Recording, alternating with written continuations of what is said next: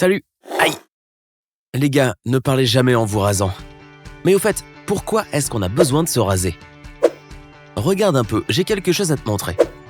Ouais, c'est ma machine à remonter le temps. Et on va découvrir pourquoi on aime tant se débarrasser de nos poils. La réponse se trouve, attention spoiler, dans l'évolution. Ah, voyager dans le temps, quelle sensation! Nous voici de retour environ 4 millions d'années avant notre ère. Et les humains tels que nous les connaissons ne sont pas encore apparus. Tu ne me crois pas? Regarde. Tu vois quelque chose dans les arbres? C'est une tribu d'Australopithèques que l'on considère comme nos ancêtres directs. Ce sont des primates comme nous, mais ils ne ressemblent en rien aux humains. Ils sont petits avec des fronts plus saillants, des visages plats et surtout, ils sont entièrement recouverts de poils. Les Australopithèques vivaient dans les arbres, comme de nombreux primates modernes, mais ce qui les distinguait de tous les autres était qu'ils avaient appris à se tenir debout et à marcher en position verticale.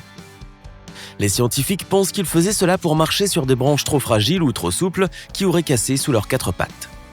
Quelle qu'en soit la raison, cela les a aidés par la suite. Continuons et voyons en quoi.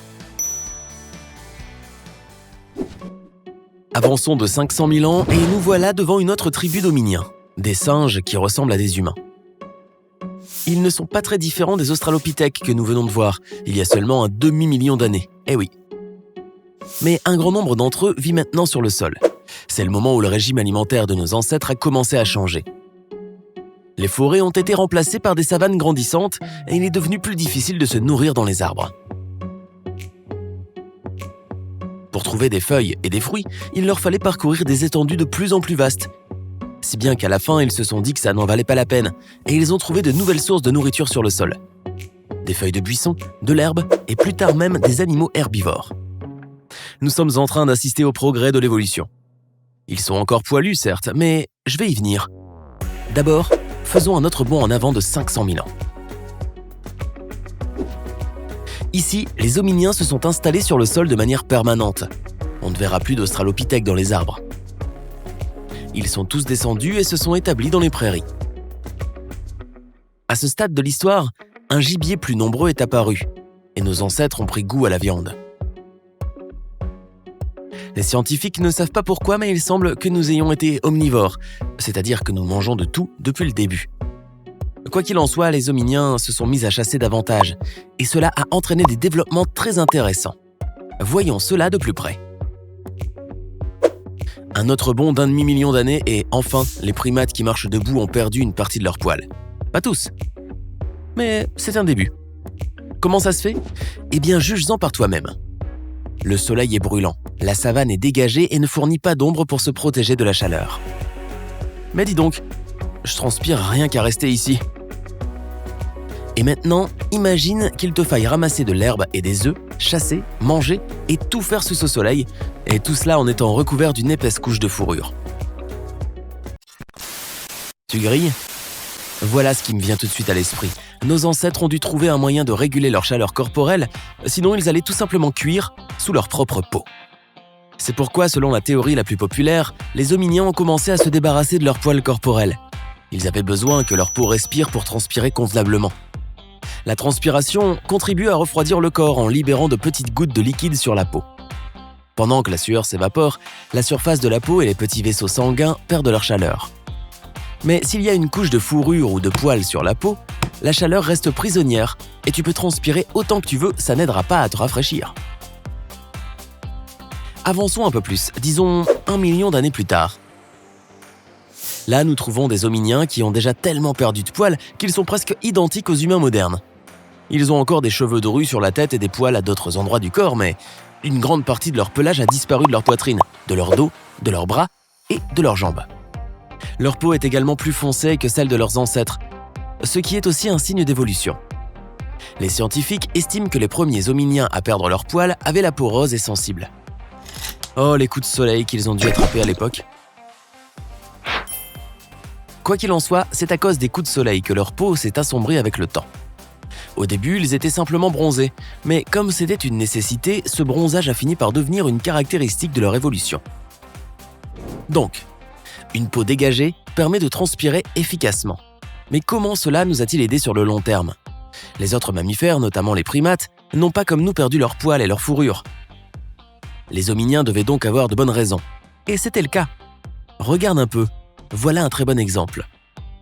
Tu vois ce mâle en train de courir? Il suit son gibier, un cerf. Courons-lui après et observons. Ça y est, je n'en peux plus. Laissons-le courir tout seul. De toute façon, il va continuer un long moment et on n'aurait pas pu le suivre très loin. Et c'est exactement pour ça que nos ancêtres devaient perdre un maximum de poils, afin de pouvoir courir sur de très longues distances sans surchauffer et faire un malaise. La transpiration leur permettait de tenir le rythme pendant longtemps. Ils sont les seuls chasseurs bipèdes à pouvoir suivre leur proie pendant des heures jusqu'à ce qu'elle tombe d'épuisement et soit à sa merci. Marcher sur deux jambes n'aide certes pas à gagner en vitesse, mais cela augmente sans aucun doute l'endurance et la vigueur.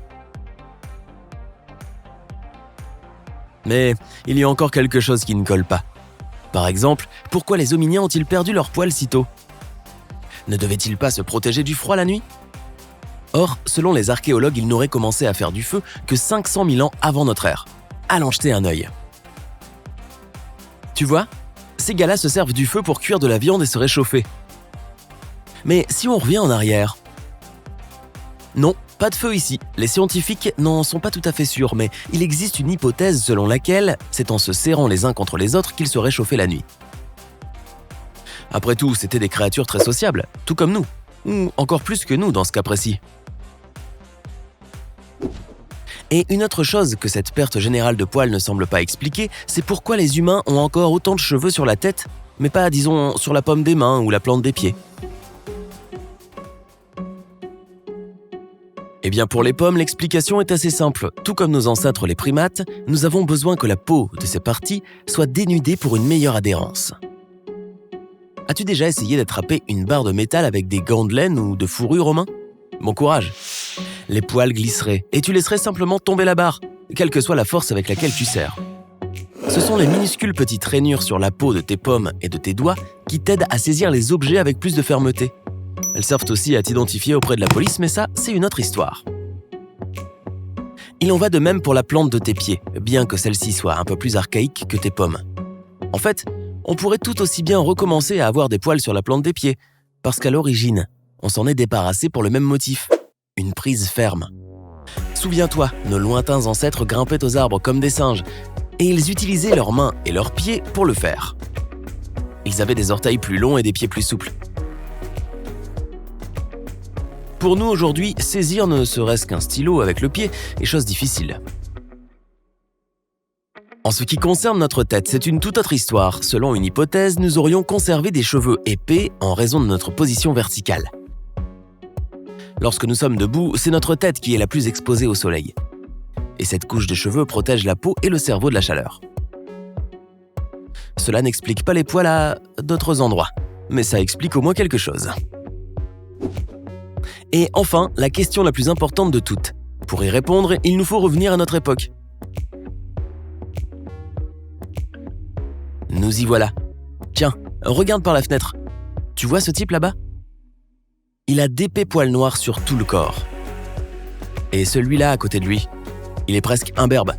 Comment ça se fait? Eh bien, c'est une question de génétique tout simplement. Certains humains ont conservé certains traits génétiques de nos ancêtres, et on peut probablement dire qu'ils ont moins évolué. Selon une théorie, nous sommes en train de nous diriger vers une époque où les hommes et les femmes seront à peu près de la même taille et auront la même apparence. Alors que les mâles australopithèques pouvaient atteindre une taille supérieure d'environ 50% à celle des femelles, chez l'Homo sapiens, c'est-à-dire toi, cette différence est d'environ 15%, et elle pourrait bientôt disparaître complètement. Mais l'évolution n'est pas une chose rapide, et donc nous voyons encore naître des humains plus gros et plus poilus que les autres. Il existe même une anomalie génétique appelée hypertrichose, qui est un peu comme si notre passé nous faisait coucou d'une époque lointaine où les humains étaient encore tout poilus. Eh bien, j'espère que cette explication un peu touffue correspond à tes attentes. L'évolution n'est pas une mince affaire. Si tu as appris quelque chose de nouveau aujourd'hui, merci de liker cette vidéo et de la partager avec un ami. Et voici d'autres vidéos qui te plairont sans aucun doute. Il suffit de cliquer à gauche ou à droite et surtout, reste du côté sympa de la vie.